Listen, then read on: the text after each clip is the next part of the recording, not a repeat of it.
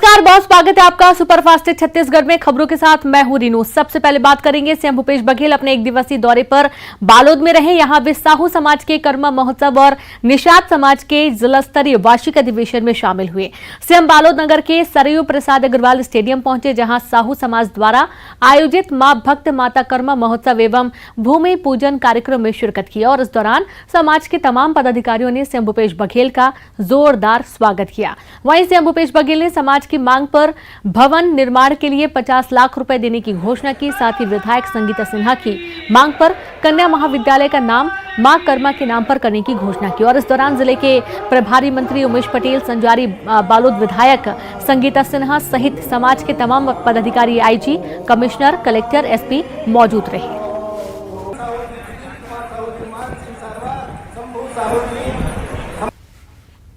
और साहू भवन के भूमि पूजन का कार्यक्रम आयोजित था। पूरे जिले भर के साहू समाज के सब पदाधिकारी और सामाजिक लोग उपस्थित हुए थे, अन्य समाज के लोग भी उपस्थित थे। तो यहाँ के जो हमारे संगीता सिन्हा जी हैं, जो बालोद के विधायक हैं, उन्होंने मांग की कि यहाँ की जो महिला महाविद्यालय है उसका नामकरण भक्त माता कर्मा के नाम से किया जाए। उसकी मैंने घोषणा की और भवन की मांग उन्होंने की, उसके लिए 50 लाख रुपए देने का सम्मेलन हुआ और यहाँ बड़ी संख्या में लोग उपस्थित हुए। और यहाँ घोटिया में एक मंगल भवन बनाने और एक महाविद्यालय खोलने की मैंने घोषणा की। सीएम साहब 49 दिन से मनरेगा कर्मचारी हड़ताल पे हैं। देखिए, एक तो अभी मजदूरों का काम है, गर्मी के दिन है, बारिश लगने के बाद मनरेगा काम चलेगा नहीं। गलत समय में लोग आंदोलन किए और मेरे से मुलाकात हुई है, मैंने 4000 रुपये बढ़ा भी दिया, उसके बाद भी आंदोलन कर रहे हैं। मुख्यमंत्री भूपेश बघेल ने बिलासपुर में 120 करोड़ रुपए की लागत से बनने वाले राज्य कैंसर संस्थान का वर्चुअल भूमि पूजन किया। राज्य कैंसर संस्थान में सभी प्रकार के कैंसर के इलाज की सुविधा एक छत के नीचे मिलेगी। कैंसर संस्थान में 100 बिस्तरों वाले अत्याधुनिक कैंसर वार्ड और 20 बिस्तरों का अत्याधुनिक आईसीयू वार्ड बनेगा। वर्चुअली शिलान्यास कार्यक्रम में स्वास्थ्य मंत्री टीएस सिंहदेव, बिलासपुर के प्रभारी मंत्री जयसिंह अग्रवाल भी जुड़े। बीते 3.5 वर्ष के दौरान छत्तीसगढ़ में स्वास्थ्य सुविधाओं के विस्तार की दिशा में लगातार किए जा रहे प्रयासों के क्रम में आज एक और महत्वपूर्ण पहल की जा रही है। आज इस कार्यक्रम के माध्यम से 120 करोड़ रुपए की लागत से बिलासपुर में राज्य कैंसर संस्थान के निर्माण के लिए भूमि पूजन किया गया। इस संस्थान के निर्माण में केंद्र और राज्य के अंशदान का अनुपात 60 और 40 का है। भवन निर्माण के लिए 34 करोड़ 50 लाख एवं उपकरण के लिए 80 करोड़ 70 लाख रुपए खर्च होंगे। राज्य कैंसर संस्थान बिलासपुर में 100 बिस्तरों का अत्याधुनिक कैंसर वार्ड होगा, 20 बिस्तरों का अत्याधुनिक कैंसर आईसीयू होगा। सभी प्रकार के कीमोथेरेपी जैसे टारगेटेड, इम्यूनो मॉलिक्यूलर, मेट्रोनोमिक सुविधा निःशुल्क मिलेगी। अत्याधुनिक रेडियोथेरेपी मशीन से इलाज किया जाएगा। 2 linear accelerator, cobalt brachytherapy unit, PT scan machine, सीटी सिमुलेटर, एमआरआई मशीन और कैंसर अनुसंधान के लिए भी अत्याधुनिक साधन राज्य कैंसर संस्थान में उपलब्ध होंगे। स्तन कैंसर, सर्वाइकल कैंसर, मुंह एवं गले का कैंसर, फेफड़े का कैंसर, बड़ी आंत एवं गुदा का कैंसर, पेट के कैंसर, यकृत, पीत की थैली के कैंसर, हड्डी के कैंसर, ब्लड कैंसर का इलाज भी एक छत के नीचे हो सकेगा। यह संस्थान निश्चित रूप से कैंसर के मरीजों के इलाज के लिए अत्यंत महत्वपूर्ण साबित होगा। विश्व जैव विविधता दिवस के मौके पर सीएम भूपेश बघेल ने सभी को बधाई दी और साथ ही बताया कि छत्तीसगढ़ में पक्षियों को सहेजने से लेकर कई कार्य किए जा रहे हैं। सीएम ने कहा कि बोर्ड का गठन तो 2006 से हुआ, लेकिन काम नहीं हो रहा था और अब कांग्रेस सरकार इस दिशा में कई काम कर रही है। बहुत सारे, जब इतना बोर्ड 2006 का बना था लेकिन काम कभी हो नहीं रहा था। हमारी सरकार बनने के बाद इस बोर्ड को पुनर्गठन किया गया, उसके लिए बजट एलोकेट किया गया। उसके बाद गिद्धवा है, परसदा है, चीचा है, बिलोदी है, पक्षियों के लिए भी उसको डेवलप किया जा रहा है। उसी प्रकार से जितने हमारे जो आदिवासी जो हमारे पूर्वजों ने जो भित्ति चित्र बनाए हैं। और पूरे छत्तीसगढ़ में करीब 34 जगह है, जिसमें कोरबा है और चारामा, कांकेर, धर्मजयगढ़, यहाँ पे बहुत से चित्र मिले हैं जो हजारों साल पुराने हैं। मनेंद्रगढ़ में हसदेव नदी के किनारे जो समुद्री फॉसिल्स मिले हैं वो देश में पहला है, तो उसे पार्क भी बनाने का फैसला हम लोगों ने किया है। तो आज जैव विविधता दिवस के अवसर पर एक कार्यक्रम आयोजित था, उसमें भी मैं शामिल हुआ था। छत्तीसगढ़ में पेट्रोल डीजल पर राजनीति तेज है। केंद्र की ओर से दाम में कटौती किए जाने के बाद पूर्व मुख्यमंत्री रमन सिंह ने धन्यवाद कहा, तो वहीं राज्य सरकार से वैट कम करने की मांग की है। वहीं मुख्यमंत्री भूपेश बघेल ने कहा कि यूपीए सरकार के समय में जितनी एक्साइज ड्यूटी थी उतनी ही केंद्र सरकार को लानी चाहिए। सेंट्रल एक्साइज कम करने की गई है, जिससे 570 करोड़ रुपए का नुकसान होगा। मैं अब आग्रह करूंगा कि केंद्र सरकार ने तो एक्साइज ड्यूटी कम कर लिया, मगर यदि महंगाई को सही कम करना है तो राज्य सरकारों को तत्काल डीजल पेट्रोल पर वैट इसी मात्रा में कम करना चाहिए, ताकि उपभोक्ताओं को कम कीमत पर डीजल और पेट्रोल मिल सके। हम तो ये कहते हैं यूपीए सरकार के समय जितना सेंट्रल एक्साइज था उसी दर पे ले आइए। इससे राज्य अभी जैसे 6 रुपये और 8 रुपये कम किया, तो निश्चित रूप से हमको जो सेंट्रल एक्साइज का जो नुकसान है करीब 570 करोड़ का हो रहा है। लेकिन प्रदेश की जनता के हित में बिल्कुल हम इस निर्णय का स्वागत करते हैं, बल्कि हम तो मांग करते हैं कि इसको जो यूपीए सरकार के समय जो सेंट्रल एक्साइज था 9 रुपया और 3 रुपया, उस दर पे ले आना चाहिए, नंबर 1। नंबर 2, भारत सरकार ने सेस 4% लगाया है, जो पहली बार लगा है पेट्रोल और डीजल में। छत्तीसगढ़ के कई जिलों में मौसम का मिजाज बदल गया है, जिसकी वजह से तापमान में गिरावट देखी जा रही है। बलरामपुर में कई जगहों पर तेज हवा के साथ झमाझम बारिश हुई, जिसकी वजह से तापमान में गिरावट देखने को मिल रही है। तो वहीं बलरामपुर में भी कई जगहों पर तेज हवा के साथ जोरदार बारिश देखने को मिली। जिले के कुसमी इलाके में तेज आंधी के बीच बारिश हुई और इसके साथ ही ओले भी गिरे। तो वहीं तेज हवा की वजह से कई दुकानों के ऊपर रखे शेड गिर गए। जशपुर जिले में भी अचानक मौसम का मिजाज बदला और कई इलाकों में जोरदार बारिश हुई।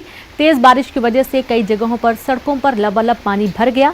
तेज गर्मी के बीच तेज बारिश होने से मौसम खुशनुमा हो गया, जिससे लोगों ने उमस और गर्मी से राहत की सांस ली।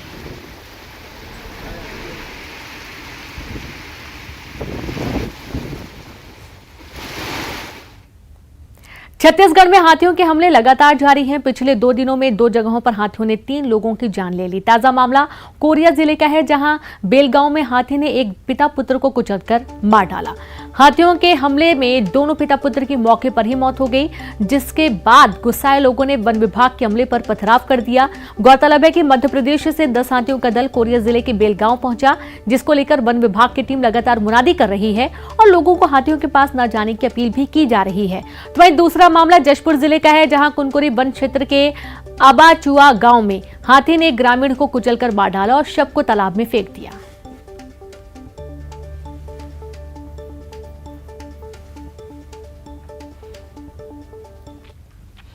और खबर सूरजपुर से है, जहां पर तमोर पिंगला अभ्यारण्य में एक नर हाथी का पुराना शव सड़ी गली अवस्था में मिला है।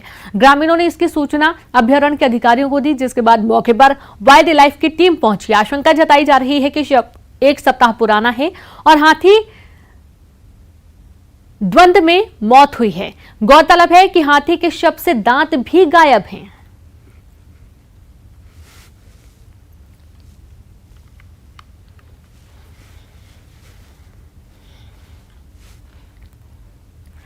सूरजपुर के अंबिकापुर शहर में एक महिला की अर्धनग्न लाश मिलने से सनसनी फैल गई। मणिपुर चौकी से महज 100 मीटर की दूरी पर खेत में लाश बरामद की गई है। मामले में फॉरेंसिक टीम ने जांच शुरू कर दी है। पुलिस महिला की गला दबाकर हत्या करने की आशंका जता रही है।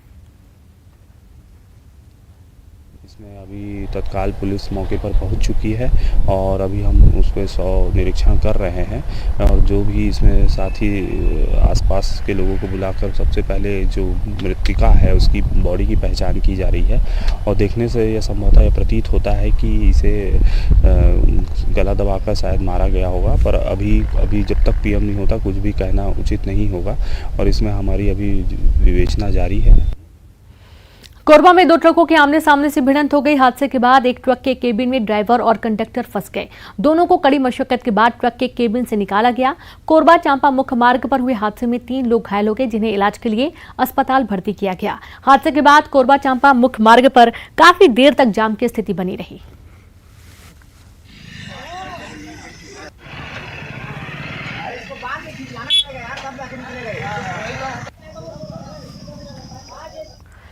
पावर प्लांट में कोयला संकट का असर देखने को मिला। कोरबा के डीएसपीएम पावर प्लांट में सिर्फ 3 दिन का स्टॉक बचा हुआ है और इस पावर प्लांट को प्रतिदिन 8000 टन कोयला चाहिए, लेकिन प्लांट को एससीसीएल की खदानों से सिर्फ 1500 टन कोयले की आपूर्ति हो रही है।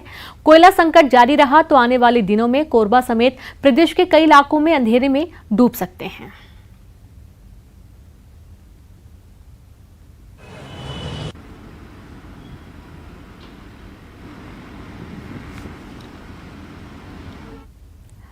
तो वहीं बात बालोद में भाई बहन ने कलेक्टर से मिलकर महतारी दुलार योजना का लाभ देने की गुहार लगाई है। दरअसल भाई बहन ने आत्मानंद स्कूल में दाखिला लिया और दोनों के पिता की मौत कोरोना से हो चुकी है, लेकिन उन्हें छात्रवृत्ति का लाभ नहीं मिल पा रहा। दोनों ही महतारी दुलार योजना के तहत छात्रवृत्ति की मांग को लेकर शिक्षा विभाग और तहसील कार्यालय के चक्कर लगा रहे हैं। तो वहीं डीईओ का कहना है कि योजना का लाभ उन्हें ही मिलेगा जिनका डेथ सर्टिफिकेट में कोरोना से मृत्यु प्रमाण पत्र होगा। दोनों छात्रों के पिता के डेथ प्रमाण पत्र में इसका उल्लेख नहीं है, जिसकी वजह से दोनों महतारी दुलार योजना का लाभ नहीं ले पा रहे हैं।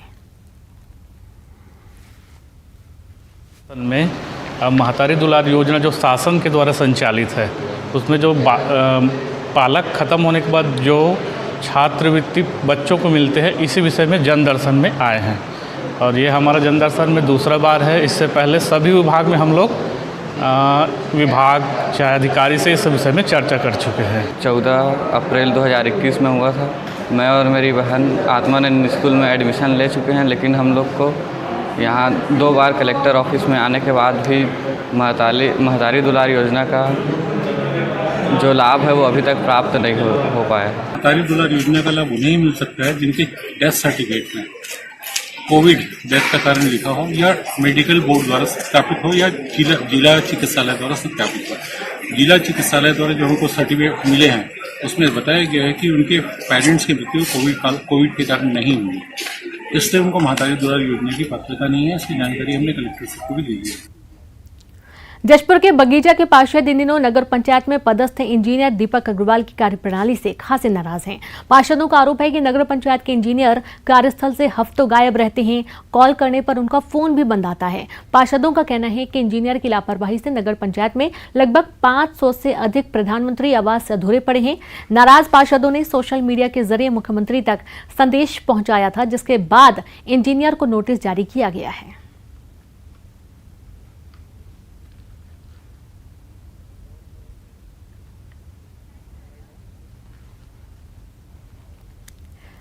कवर्धा जिले का एक गांव है कापादह, जहां बोर्ड एग्जाम का रिजल्ट हर साल 100% रहता है। पिछले 5 साल से ये सिलसिला जारी है। यहां 12वीं में पढ़ने वाले सभी बच्चे फर्स्ट डिवीजन से पास हो रहे हैं, जिसके पीछे बच्चों की मेहनत तो है ही, साथ ही विद्यालय के शिक्षकों की कड़ी मेहनत भी है, जो बच्चों पर निजी स्कूल की तरह ध्यान देते हैं।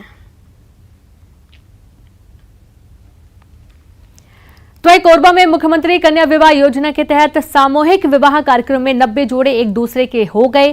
कार्यक्रम में राजस्व मंत्री जयसिंह अग्रवाल और सांसद ज्योत्सना महंत शामिल होकर नव दंपतियों को अपना आशीर्वाद दी। तो वहीं राजस्व मंत्री जयसिंह अग्रवाल ने सभी जोड़ों को स्वेच्छानुदान से 2-2 हजार रुपए और पंडित पुजारियों की टीम को 31,000 रुपए देने की घोषणा की। विधानसभा अध्यक्ष डॉक्टर चरणदास महंत की तरफ से भी स्वेच्छानुदान से सभी 90 जोड़ों को राशि की घोषणा की गई है।